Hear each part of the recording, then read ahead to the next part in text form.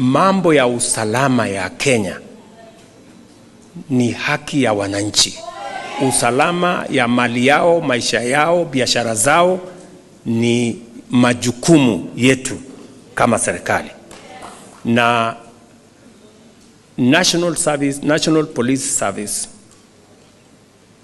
despite the fact that it is an independent entity, is working with us to make sure that we create the necessary synergy between the provincial, the national government administration officers and our security teams, ndio tuhakikishe ya kwamba kuna usalama.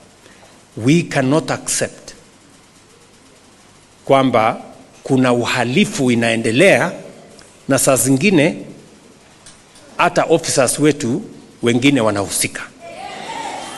And that is why we say, tunasema, whether criminals are in civilian or they are in uniform, we must deal with them firmly and decisively, and the law must apply to each and every person so that we can protect the lives and property of every citizen.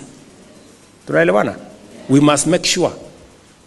And the National Police Service, an independent institution, must discharge its responsibility independently, fairly, decisively, and also with results. Na vile vile, the Independent Police Oversight Authority must make sure that officers in uniform who engage in criminal activity instead of protecting citizens must be brought to book, held to account decisively, efficiently, so that we can restore the confidence of citizens in our security apparatus.